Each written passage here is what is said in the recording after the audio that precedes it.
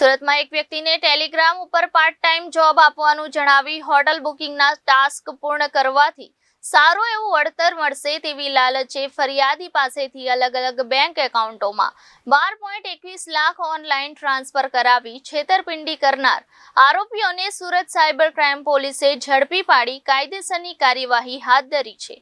Surat cyber crime police પાસેથી મળતી વિગત મુજબ શહેરમાં સાયબર ફ્રોડનો શિકાર બનેલા લોકોએ સાયબર ક્રાઇમ પોલીસ મથકમાં ફરિયાદ નોંધાવી હતી, જે ફરિયાદોના નિકાલને લઈને પોલીસ તપાસ માટે આ દરમિયાન પોલીસ મથકમાં એક ગુનો નોંધાયેલ હતો, જેમાં તારીખ 29/5/2023 થી તારીખ 11/9/2023 દરમિયાન યુવકને અલગ ટેલિગ્રામ આઈડી પરથી વાતચીત કરનાર તેમજ અલગ બેંક એકાઉન્ટ ધારકોએ પૂર્વ આયોજિત કાવતરું રચી બોગસ ડોક્યુમેન્ટના આધારે ફરિયાદી પાસે એક એકાઉન્ટ ઓપન કરાવ્યું હતું, જેમાં તેમને પાર્ટ ટાઈમ જોબ આપવાનું જણાવી હોટલ બુકિંગના ટાસ્ક પૂરા કરવાથી કમિશન આપવામાં આવશે તેવું જણાવી એક લિંક મોકલી હતી, જેમાં રજીસ્ટ્રેશન કરાવી સૌપ્રથમ ફરિયાદીએ હોટલ બુકિંગના ટાસ્ક પૂર્ણ કરતા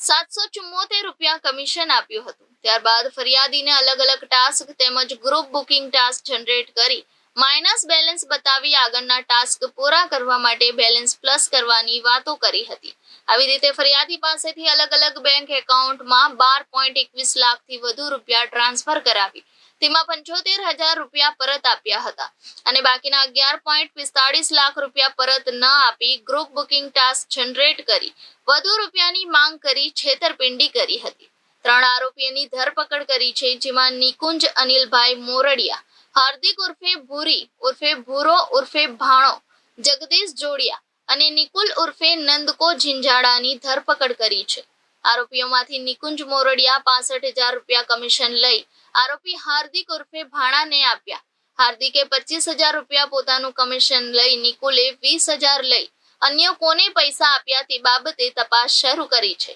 પોલીસ કમિશનર શ્રી સુરત શહેર, અધિક પોલીસ કમિશનર શ્રી ક્રાઇમ તથા નાયબ પોલીસ કમિશનર શ્રી સુરત શહેર નાઓની સૂચનાથી સાયબર ક્રાઇમ પોલીસ સ્ટેશનમાં નોંધાયેલ ગુનાઓની અંદર આરોપીઓને પકડી પાડવા માટે તથા સુરત શહેરની પ્રજાનું સાયબર ક્રાઇમથી રક્ષણ થાય તે માટે ગુનેગારોને શોધી કાઢવા માટે સૂચના આપવામાં આવેલ। તે અંતર્ગત ગત વર્ષ 2023માં સાયબર ક્રાઇમ પોલીસ સ્ટેશનમાં નોંધાયેલી FIR નંબર 83/2023ની અંદર જે ગુનો અનડિટેક્ટ હતો, સદર ગુનામાં ફરિયાદીને હોટલ બુકિંગના અલગ ટાસ્ક આપી ફરિયાદીને શરૂઆતમાં કમિશન આપી અને ત્યારબાદ પૈસા એની પાસે ભરાવડાવીને પછી પૈસા નહીં ઉપાડી દઈને આશરે 12,29,000 જેટલી મોટી રકમનું ફરિયાદીશ્રી સાથે ફ્રોડ કરવામાં આવેલું હતું। સદર અનડિટેક્ટ ગુનાના સાયબર ક્રાઇમ પોલીસ દ્વારા ડિટેક્ટ કરીને 3 જેટલા આરોપીઓની ધરપકડ કરવામાં આવી છે। સદર ગુનાની અંદર મૂળ એકાઉન્ટ ધારક નિકુંજ દ્વારા 65,000ની જેટલી મોટી માતબર રકમ લઈને કરંટ એકાઉન્ટ આગળના આરોપીઓને ભાડે આપવામાં આવેલ છે અને દરેક આરોપીએ 65,000થી માંડી 20,000, 25,000 જેવી રકમ લઈ